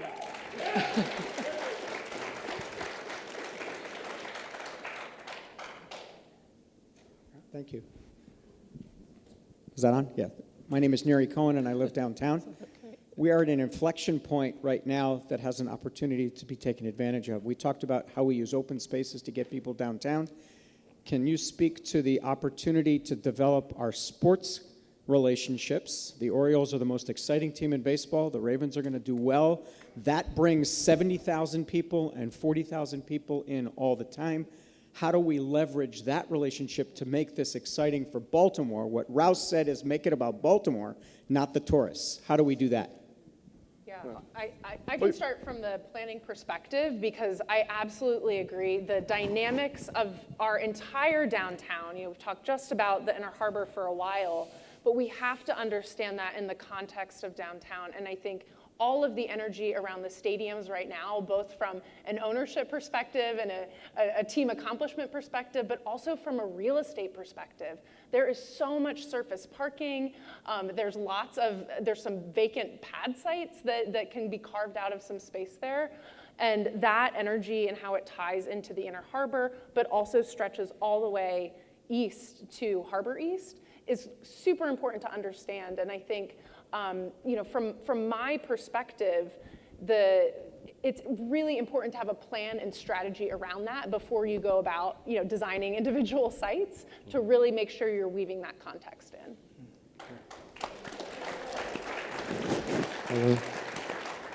So you're getting at critical mass of attractions in that question, and I agree that's we've got huge assets, and they are where they are. And I think what gets a key emphasis now is transportation engineering, because critical mass, to use the physics, you're talking about, in effect, how close things get together to get the reaction that we call a nuclear, and we've kind of lost that. And I'm not sure we're doing traffic engineering right, or we're not building the infrastructure that brings that capitalizes on this collection of attractions that now look kind of disjointed, and some of it is just ordinary public safety issues, but some of it is actual transportation engineering. And Steve, I appreciate the opening. So relative to traffic and transportation, I worked on the National Stadium in Washington, D.C., and it's in the heart of a redeveloped waterfront, which, interesting enough, is consistent with the plans for the Inner Harbor. And what's interesting is that the roads are relatively not as wide as what's provided here. When the stadium opened in the early 2000s, after the Montreal Expos relocated from Canada to Washington, D.C., in preparation for opening the stadium, we worked with the team and the city officials at the time to essentially start a campaign to get people not to drive downtown. And what's interesting is I've been to a bunch of Orioles games over the past 20 years, and it's incredibly easy to drive into town, park, and drive out of town. And there's no friction there to get people to stay. And I think, as part of this plan, the friction can be intentional and create an opportunity for people. Hey, there's a game at 7 o'clock. Why don't we show up at 5? Let's have dinner. Let's enjoy the beautiful weather. And then afterwards, let's have a drink to let traffic die down. And so, am I coming in really quick and leaving really quick? Probably not. But is that a bad thing? And I think the paradigm needs to shift. The fact that the Orioles are incredibly competitive right now is exciting. But I think there's opportunities there to leverage that with the restaurants and the retail and a lot of the other destinations in and around downtown. Thank you so much.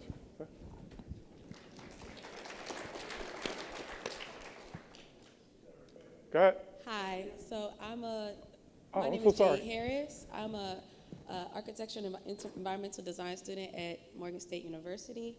I've enjoyed being here. I've enjoyed being here, and I've enjoyed each of your presentations. My question is for anyone on the panel. Although we all know that cars can be fairly convenient, parking can be very expensive, especially the closer you get to the Inner Harbor. And when you factor in travel times and how congested roads can be, that can be inconvenient as well. But with complete streets initiatives and emphasizing ultimate nodes of transportation, do you think that it's realistically possible for Baltimore to become a city where biking has more appeal than motor vehicles? I'm sorry, especially with the density of Baltimore, the density of the built environment. So I appreciate the question. I'll probably chime in, and Amber will probably give her opinions as well. When we talk about complete streets and the dynamics of the way people travel, unfortunately, it doesn't happen overnight, right? In Washington, D.C., over a period of probably 10 to 15 years, they've introduced more bike lanes throughout the district to a point where, some of the longstanding residents and businesses had issues and still have issues. And so relative to complete streets and creating a network of both sidewalks that are well-connected, bicycle infrastructure that's well-connected, but still maintaining the minimum amount of vehicular lanes. As I mentioned, ultimately, cities thrive when there's congestion, but not gridlock. And sometimes there's a balance there, like what, and gridlock is subjective. Some people think that, driving across town taking half an hour is gridlock. In some cities, driving across town in half an hour is actually normal. You go to New York City during rush hour, it's probably practically impossible to get across city in half an hour. Barbara? I was just going to say, I did the 5-borough tour in New York this past weekend, which is when you can drive your bike, to each of the 5 boroughs, and it's really fun, and it's a way of promoting biking. I mean, I don't know what Baltimore, I must admit I'm not as familiar with what Baltimore's doing, but just like they had the city fair, they could do things to promote biking at a temporary, kind of get everybody involved. And then also in New York, again, Jeanette Sadekhan came in and did a whole lot of temporary, let's get some bike things going in New York. It wasn't much of a bike city. And she was able, she's tactically, just painting, and with barriers, she would put in, she believed it's more than just, a painted thing on the street. You have to feel protected. So I think there are ways you can do it quickly, but yeah, you've got to get the government, again, I have no idea what's happening, get the government behind you and find these ways to do that with some planners that understand bikes. And, I think I've seen New York change dramatically in the 20 years I've been there. It's really, so much better for bikes now than it ever was. And just today I saw a headline that New York had a new record of city bike usage today. So the couple of things I want to add, I'm a huge advocate of complete streets. I think it's an equity issue in our city, and you shared an incredible diagram that showed access to private vehicles and the disparity across Baltimore, and especially across socioeconomic lines. So I think having alternate modes of transit is a huge equity issue that we really should champion as a city.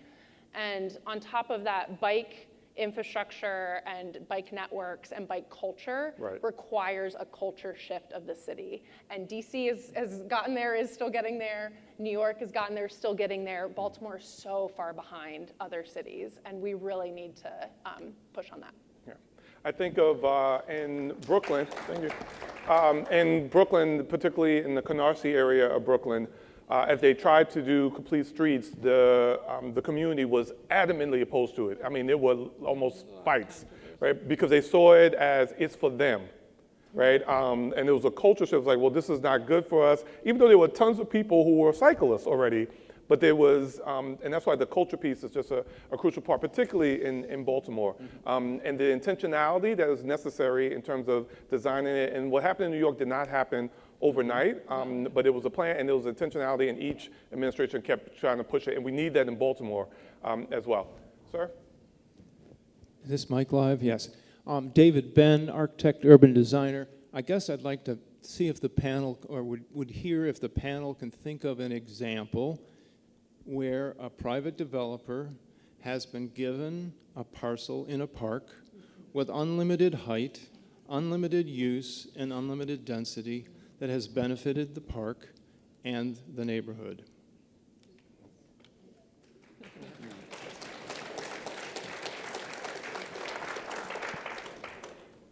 Well, I'm from Washington, D.C., and we have a height limit, so there's no unlimited height. So I'll step out of this conversation. David, you forgot about the subsidy. Don't forget the giving this and giving that plus a fairly generous subsidy to take it on. I'm not aware of any. Yeah, I don't think there's any, although there's an esteemed group of panelists, and not trying to speak for anyone, but I don't think there is such an example. I think also we have to be sincere in our questioning as well, right? Like in terms of the parcel that was purchased through receivership is in and of itself not a park, right? And so it is, and so you have to think of it in terms of, is there any, let me finish.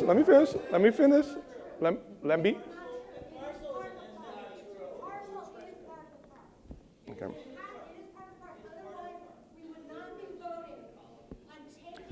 Yeah. The city solicitor has been very clear about that. Okay? And Ma'am, could you go to the mic? Go to the mic so everyone can hear you. And say your name first, please. Hi, my name is Phyllis Fong. Thank you, Phyllis. So, the land has to be taken out of the park in the city charter. That's what the city solicitor said in their letter in December. You're correct. Okay. The second thing I want to clarify is that the property, what is referred to as the property, is a leasehold with the improvements. That is what is in, that is what it was sold. Correct. NBC, what was purchased was the debt. So I just want to put all of that out there to be very clear on what was bought and what is there. Sir? My name is Mark Lake, and I live in Baltimore City. My question is for Dr. Walters. Given the tax disincentive to develop in Baltimore City, which is the highest tax rate until you get to New Jersey probably, is there a way to have large-scale development without incentives or TIFs, et cetera? Well, I want to make sure that everybody understands what I said earlier. At the current tax rate, the developers are not lying when they say, I need a subsidy in order to make this economic. So the implication here would be, we need, Plan A should really be to satisfy the necessary condition for organic development and have a competitive property tax rate and encourage the new investment that the city is starved for without having to go hat in hand to City Hall and beg for a TIF or a pilot or a buy high, sell low or something else. Population. Well, the way you do it is the way... Sorry, hold on a second. Could you repeat that closer to the mic, sir, please? How do you do that in a city that's losing population? The fact that the city's losing population should be setting off alarm bells because that's what put Detroit into bankruptcy. When you have a lot of fixed costs of government and a shrinking tax base of taxpayers, and we have an income tax, a piggyback income tax that makes this especially painful. If we don't do something like a competitive tax rate plan, and there are some circulating, there was a former mayoral candidate that had one in his platform. It can be done in a gradual phase-in if we take it on.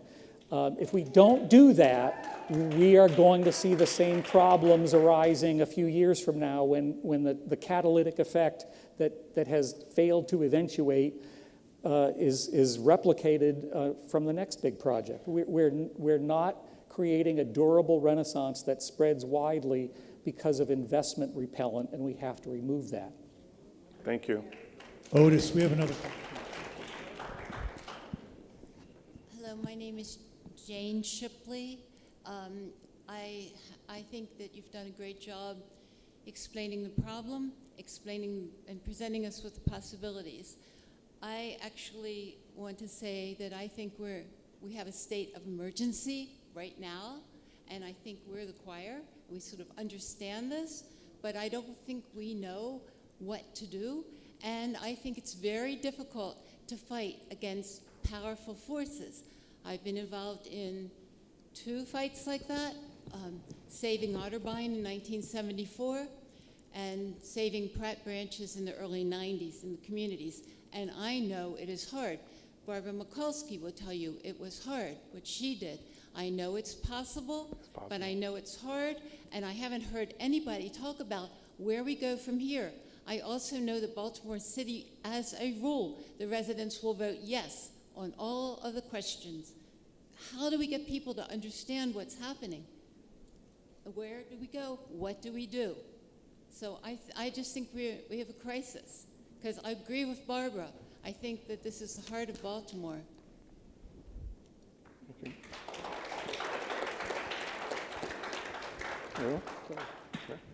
Well, the difficulty just in terms of with that question, Jane, I want to say we quite intentionally, the AIA was hoping to actually talk about the various components, not necessarily the battle. but really to give you all the information that you need as it relates to go into battle, right? And or to figure out what you need in terms of additional resources so that you can understand how to move from adversarial to creative, how to think about how we could be collaborative in terms of our approach. So so none of them are necessarily are here to kind of answer that question in particular. And so it's not a cop-out, it's just it's not, each of them came with a certain amount of expertise to try to talk about their component. Ed Gunz, and I'm going to try to phrase my question to avoid Jane's problem. In the abstract, I wanted to know what the panelists think of the idea of the promenade, the idea of a two-tier promenade with one being a floating promenade, and as a solution to resiliency, but also whether that is something that the Army Corps of Engineers would approve, given that the second floating promenade would cover water. I'm happy to speak to that. I've worked with the Army Corps of Engineers on projects involving shading of potential SAV, and there is very real ecological barriers to submerged aquatic vegetation growing underneath a near promenade bulkhead. It's very deep, it's very murky. The Army Corps of Engineers, can have its difficulties, but there is a sense of reason about that you're not going to get submerged aquatic vegetation growing, 15, 20 feet underneath the harbor, and having a floating promenade, which I had advocated under the Pratt Street redesign project along the Jones Falls, would be very, I think, very possible, and to get approval from Army Corps to do that. Okay. I think it would be, if it's designed right, would be resilient to sea level rise and floods and those kinds of things. So I think that can be done, and I think that you can also mitigate any of those, the perceived ecological effects with doing things like, having these, floating wetlands adjacent, or having, green bulkheads, and, that provide different types of, underwater habitat. And so yes, the answer to that is yes. I think that can be done. I don't personally think that a floating promenade should be giving up the, upland land-based promenade. I think that they both should be, possible, because I would really, I would really think that, giving up any of that current public space that is that promenade, that's that hard space, to give it up from the public domain, I don't think that would be wise. Is that the best solution, though? Is that the best solution? The best solution? For the Inner Harbor Basin? To keep the existing promenade? To have a two-tier approach? I think it's a great one. People love getting down close to the water, and when you can see I mean, I'm a product of being close to the water and seeing the critters, and and I mean, it's something when anybody who has gone crabbing, when you see a crab hanging off the edge of a dock, and you're a kid, you're like, or fish or a bird that takes light, a heron or whatnot. That's really exciting. When you're up, higher, it's not, you can't really see it that well. So I think getting people having that option of the promenade existing on the, as it exists now, but then having the ability to get down close to the water is exciting for young people and for older folks as well. I would just say, knowing Baltimore, the thing that's different about it from other waterfronts is that it has no railing, because they think of it as a harbor. And so I think I don't think there's a one place fits all solution, because maybe you still want it to be a harbor some places. Right. I mean, the tall ships coming down here and having that place where they can go and pull up is important, and so there are things to be thought of with that respect. Thank you. Well, I know that we have gone over time, but I want to thank all of you for joining us. We can do one more? Okay, I'm sorry.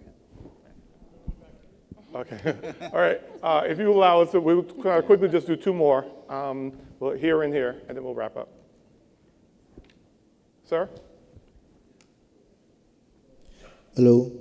My name is Oluwani Femi Adegbengbe, Morgan State University student. My question would be, in executing the plans, like personally, who do the parties responsible work with? Is it just with the city or the state as well? It's a kind of a personal question, just to know. This might be a good question. I'm sorry, could you repeat it just one more time quickly? Okay, I said in executing the plans, who do the parties responsible work with? Is it the city or just the state as well? Who would the developer work with? Yes. Yes, it would be with the city, but there's also the state is also involved as well. But primarily in terms of the city charter, the zoning code, et cetera, it would be through various city agencies, including the Department of Housing and Community Development, City Council, City Hall. Thank you. Zoning. Hi, my name is Brent Bederka, and I do want to clarify that the Inner Harbor Park is a public park that was dedicated to the people of Baltimore around 1980, and the parcels that the pavilions are sitting on were considered to be amenities to the park. So the parcels, the pavilions, and the aquarium, the science center, they're all supposed to be amenities to the park that provide something, attraction for the park.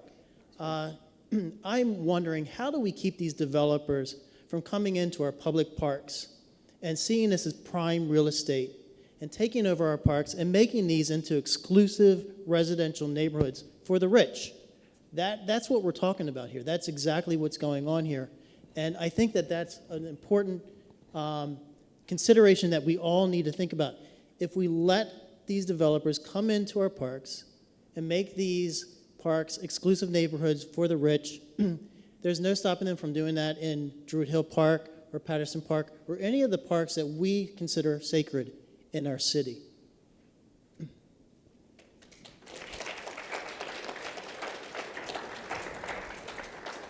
So Harbor Place history, in the referendum in 1978, it passed only 54 to 46. So there's a very strong sentiment. The 46% was a statement of, we prefer it to be a park. Now, there's a property rights issue here that's kind of interesting. That referendum essentially said, we're willing to sell the property right to create this amenity. Now, there's a 75-year lease on the ground.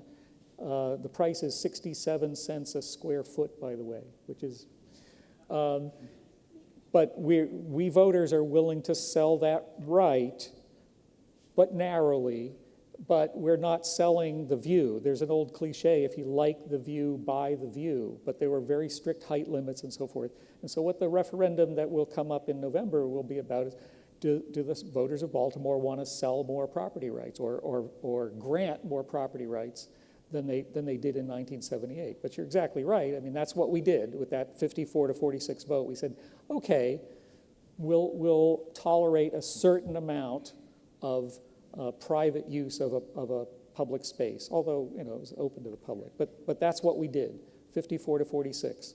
Very strong sentiment for preserving park-like amenity and view historically. All right. Thank you so much.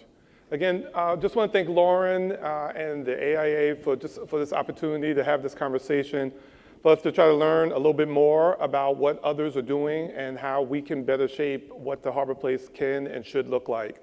At the end of the day, this is your city. You decide how it can and should be shaped.